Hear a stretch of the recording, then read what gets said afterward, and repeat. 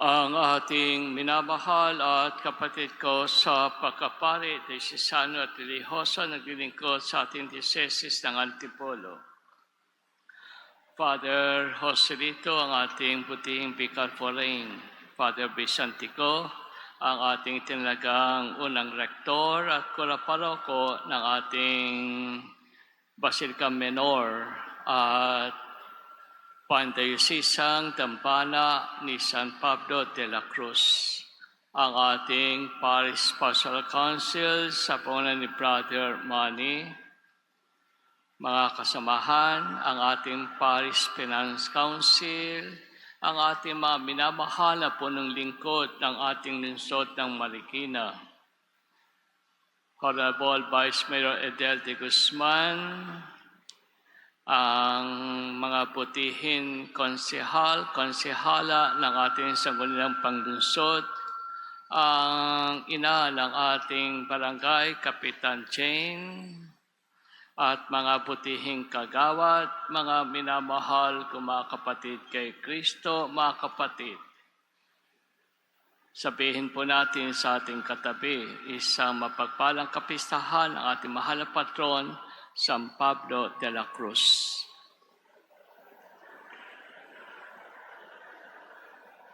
Sabihin din po natin sa ating katabi, maraming salamat sa iyong pagdating, sa sayo ang biyaya ng Panginoong Diyos.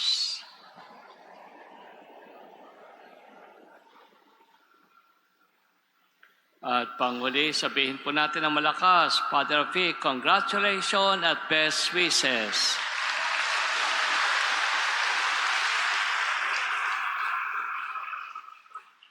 Mga kapatid, marami pong salamat. Mga minamahal kong kapatid kay Kristo, naitanong mo na ba sa iyong sarili, gaano ako kadalas nagdarasal? Naitanong mo na ba sa iyong sarili, paano ako nananalangin? Ang ating ebanghelyo ay tungkol sa panalangin. At upang higit nating maunawaan ang kalagahan ng pananalangin, meron dalawang tauhan ang ipinakikilala sa atin ni San Lucas. Sino sila? Ang hukom at ang babaeng balo. Ano ang ating masasabi sa kanila? Mula sa pahayag ni San Lucas, ang hukom ay walang takot sa Diyos at walang taong iginagalang. Talata 2. Sa makatawid, hindi siya kumikilala sa Diyos. Mangyari pa, hindi siya nananalig sa Diyos at hindi rin siya tagasunod ng Diyos. Hindi ang Diyos ang mahalaga sa kanya. Wala sa kanyang pagkatao at sa kanyang magawain at pamumuhay ang kalooban ng Diyos, ang kautusan ng Diyos. Ang babaeng balo ay tiyak na may higit na pangangailangan. Meron siyang nais makamit. Meron siyang minibithing makuha, may pagkaloob sa kanya. Ibig niya ng katarungan. Datapat hindi pa ito na igagawad sa kanya marahil kahit na sadyang tama at naukol sa kanya, hindi pa niya natatanggap. At sa bandang huli, ipinakalob din sa babaeng balo, talata 5. Mga kapatid, meron po tayong nais na makuha at marating. Mga kapatid, meron tayong nais magawa at matapos. Tumawag lamang tayo sa Diyos, lumapit tayo sa Diyos. Ang Diyos ang ating unahin, sa Diyos natin iparating, isatinig ang nilalaman ng ating puso at bumabagabag sa ating isipan at kalooban. Tayo po mga kapatid ay manalangin. Tayo nga sa buhay na ito ay minsan nahihirapan at kadalasan naman ay nabibigatan o nangangailangan sa buhay. At madalas hindi tayo pinagbibigyan na kung saan tama lamang na para sa atin. Datapat ibaling mo ang iyong paningin sa Diyos. Sa Kanya tayo tumawag, mga kapatid, manalangin. Ang ating pananalangin ay ating pakikiusap sa Diyos. Sa pananalangin, tayo ay may kababaang loob na nagpapasakop sa Diyos. Itinuturing natin na ang Diyos lamang ang makakatugon sa atin. Tinatanggap natin na ang Diyos ang kasagutan sa ating paghihirap at pangangailangan sa buhay. Ang Diyos lamang ang makakatulong sa atin. Siya ang ating kaligtasan. Ang ating pananalangin ay ating pagkilala sa Diyos. Ang Diyos ay higit na makapangyarihan at gumagawa siya ng paraan para sa ating mabuting kapakanan at kaligtasan. Naroon ang Diyos sa bandang huli na dapat nating makakapitan at tutugon sa ating panalangin. Ang Diyos natin, mga kapatid, ay mawain at punong-puno ng habag. Dahil sa kanyang awa, ang ating panalangin, kahit may hadlang, kahit may sagabal at balakid mula sa tao, lugar o bagay, sa pamagitan ng Diyos, ito ay kanyang sasagutin at mapapasa atin kailanman. Hindi ka bibiguin ng Diyos, tayo kanyang pagbibigyan, tayo kanyang pakikinggan. Tandaan po natin, mga kapatid, hindi kailanman na tayo ay pinagkaitan ng Diyos sa ating hinihiling. At tandaan po natin, ang lahat ng ating itinataing sa ating panalangin, mga kapatid, ating naranasan na ito'y Kanya palang pinakikinggan at sa bandang huli ating matatagpuan ang Kanyang kasagutan. Subalit mula sa ginawa ng babaeng balo, 3 aral ang ating makukuha tungkol sa panalangin na Kanyang ipinakita. At ito dapat ang katangian ng ating paglapit, paghiling, ating pakipag-usap sa Diyos sa ating pananalangin sa Kanya. 3 bagay sa panalangin. Mga kapatid, una, paniniwala. Mga kapatid, ikalawa, pagtitiyaga. At panghuli, pagtitiwala. Ito ang ipinakita ng babaeng balo. Sa kabila ng hukom na ito, binanggit ni San Lucas masama. Hindi kumikilala sa Diyos, walang ikinagalang. Subalit sa pamagitan ng Diyos, gagawa ng paraan upang ating hinihiling, minimiti ay ating makamit, makuha. Ito ay darating sa atin. Kailangan lamang, mga kapatid ko, paniniwala, pagtitiyaga at pagtitiwala. Amen po ba? Mga kapatid, una ay paniniwala. Batid ng babaeng balo na naroroon ang hukom. Tanggap niya na at alam niya na ang hukom na ito ay batid ang nangyayari sa kanya. At nais niyang makuha ay tama lamang para sa kanya. Maging anuman at sino pa man ang hukom, tanggap rin niya na siya lamang ang magpagbibigay sa kanya ng hatol. Kaya naman paulit-ulit siyang bumabalik. Paulit-ulit na bumabalik kahit alam niya na ang hukom na ito ay ganyan ang pagkilala. Walang galang, walang takot. At walang na kung saan ay kinikilala. Subalit batid niya, siya ang makapagbibigay sa kanya ng hatol. At dahil ito, mga kapatid ko, naroon siya na kung saan ay pumupunta, nakikipagkita, kumakausap, siya ay naniniwala na kung saan darating pa rin sa kanya ang hatol. At siya'y naniniwala ng hukom ito ang makapagbibigay sa kanya ng hatol. Mga kapatid, sa ating pananalangin, maniwala po tayo ng Diyos ay naroon, naghihintay sa atin at nakikinig sa atin. At tanggapin natin, higit na mabuti, higit na kung saan makapangyarihan, higit na mawain ang ating Diyos kaysa sa tao nating inuuna at kinakapitan at nilalapitan. Mga kapatid, unahin mo ang Diyos. Tanggapin mo na hindi malayo ang Diyos, hindi natutulog ang Diyos. Maniwala po tayo nang higit sa lahat ang Diyos ang dapat nating tawagan. Paniwalaan po natin ang Diyos. Siya lamang ang makapagbibigay ng tamang kasagutan, ng kagalingan ng ating panalangin at wala nang iba pa. At kikilos ang Diyos sa mga tao na minsan ay hadlang, minsan ay sagabal, minsan ay balakid sa atin. Kikilos ang Diyos para sa kanila at makakamit natin ang ating hinihiling. Amen po ba? Maniwala ka lamang sa Diyos. Kikilos ang Diyos sa iyo at sa Kanya. Mga kapatid, ikalawa, pagtitiyaga.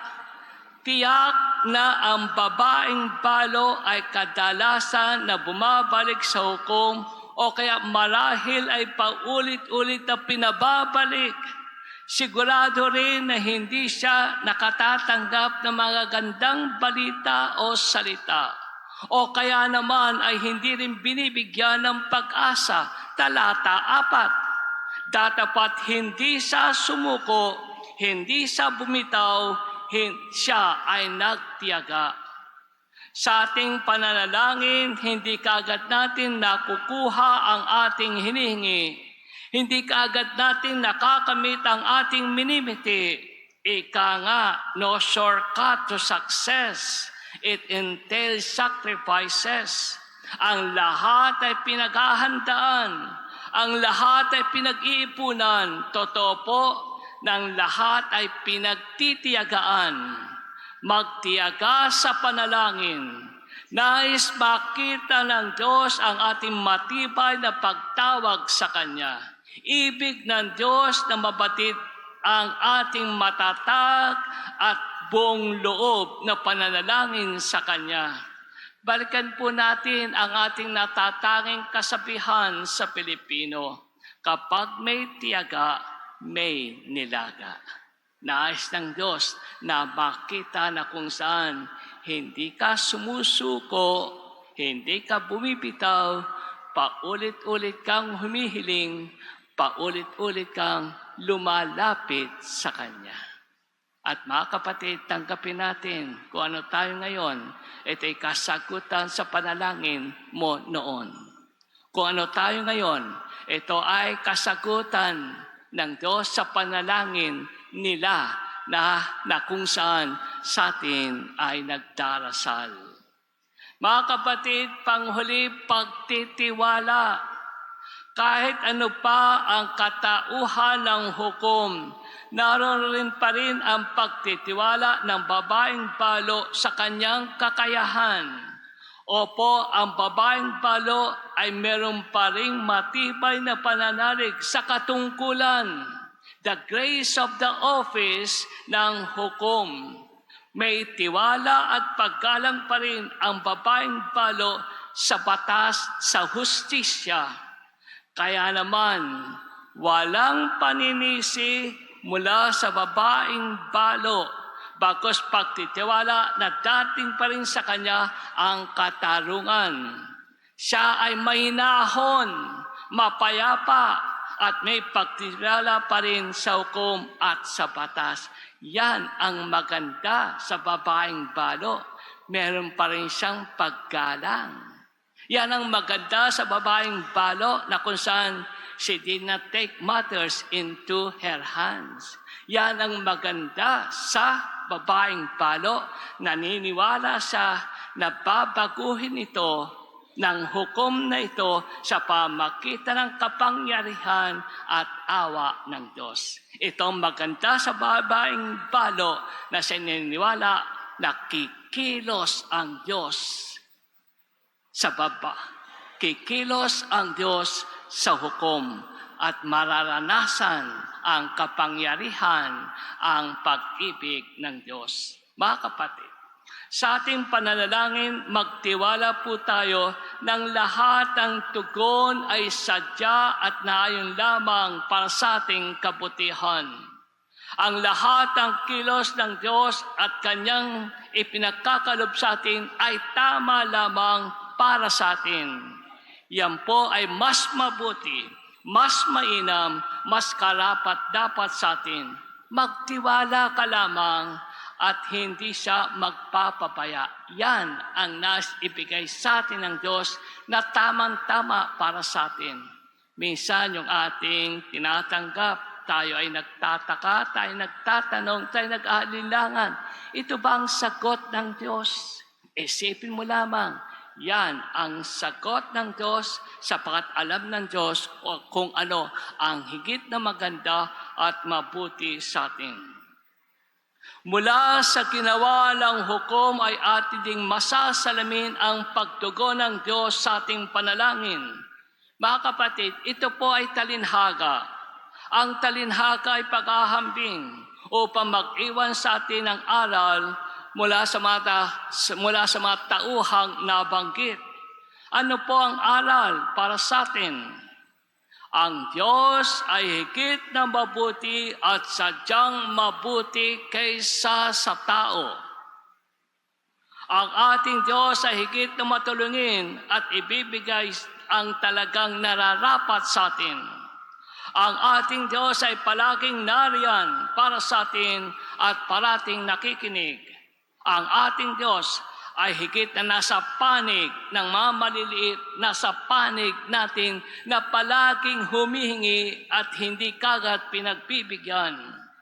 At ang Diyos ay palaging nasa panig sa mga palaging pinaghihintay at ang Diyos ay kaagad na kumikilos, gagawa ng paraan at siya rin ay gagawa ng paraan upang buksan ang puso at kalooban ng mga taong ating hinihingan at mga taong dapat na sa atin ay magbigay, tumulong at maglingkod, magintay, magtiyaga, maniwala, kikilos ang Diyos para sa atin. Mga kapatid, paano po ba ang pagsagot ng Diyos sa ating panalangin? Ang tugon ng Diyos ay masasabi natin, ora mismo matatanggap natin ang ating hinihiling. Kaagad niyang ibibigay ang kasagutan sa ating panalangin. Hindi ka na niya paghihintayin pa. Darating at makakamit natin ang kasagutan sa ating panalangin. Hindi na tayo maghihintay pa, kaagad mo oras mismo ipagkakalob sa atin ng Diyos. Mga kapatid, tanungin mo ang iyong sarili, hindi ba't hindi ka tinipid ng Diyos? Hindi ba't hindi kakaunti o kakapiraso ang ipinagkaloob sa atin? Balikan natin sa ating sarili na higit pa sa ating inaasahan at labis pa sa ating hinihingi at sobra pa sa lahat at sa dati ang naging kasagutan Diyos sa ating panalangin. Amen po ba? Ora mismo tayo sinagot. Kaagad tayo ay pinagbigyan ng Diyos. Ora mismo ngayon din ang ating panalangin ay Kanyang pinagkaloob sa atin. Mga kapatid, ang sagot ng Diyos sa ating panalangin ay masasabi natin, teka muna, hindi biglaan, hindi kapagdaka, hindi kaagad. Bakit po? Sapagkat hinuhubog ka ng Diyos upang maging karapat-dapat ka sa Kanyang pagsagot sa kahilingan natin mula sa ating panalangin. Upang hindi masayang, hindi maaksaya ang Kanyang ibibigay sa atin. Opo, teka muna. Ang tugon ng Diyos sa ating panalangin upang sa ganon ay maipaghanda niya tayo at ang iba na mabatid na sinagot niya ang ating panalangin upang ating masaksihan at maranasan ang kapangyarihan ng Diyos mangyayari sa pamagitan niya at ang sagot niya ay dala ng kanyang pag-ibig, dala ng kanyang awa sa atin. Hindi dahil tayo mahusay o magaling. Hindi dahil sila ay maabilidad o magaling dumiskarte. Sumagot ang Diyos. Dala ng kanyang kapangyarihan, mangyayari ang lahat. Sumagot ang Diyos. Dala ng kanyang awa at habag na kung saan ay mabuti siya, nagmamahal siya, sinagot ka sa iyong panalangin. Mga kapatid, minsan ang sagot ng Diyos sa ating panalangin ay hindi. Hindi mo matatanggap ang iyong inihiling. Ang tugon ko, no. Hindi kagad ipagkakaloob sa atin ng Diyos ang nais natin, ang ating minipili. Subalit ang kanyang ibibigay, ang kanyang sasabihin, hindi ko ibibigay, hindi ko ipagkakaloob ang iniling sapagkat meron akong nais na ibigay sa iyo. May nais akong ipagkaloob sa iyo na higit pa na sa iyong inaasahan na mas mabuti, mas maganda at mas mainam na tamang-tama para sa iyo. No, hindi mo matatanggap. Sapagkat ang tatanggapin mo mula sa akin ay higit pa. Higit na maganda, higit na mabuti, higit na magaling, at higit na pakapakinabang para sa iyo. Yan ang tugon ng Diyos sa atin. Mga kapatid, naitanong mo na ba sa iyong sarili, gaano ka kadalas magdarasal? Naitanong mo na ba sa iyong sarili, paano ka nananalangin? Sa ating mga pananalangin, tayo po'y maniwala, magtiyaga at magtiwala sa Diyos. Sa ating Diyos ay naghihintay sa atin. Siya ay palaging nakikinig sa atin. Hindi Kanya bibiguin. Meron palaging ipagpapakalob sa atin ang Diyos. Kailangan lamang natin maniwala, magtiyaga, at tayo ay magtiwala. Sa ngalan ng Ama, ng Anak, ng Espiritu Santo. Amen.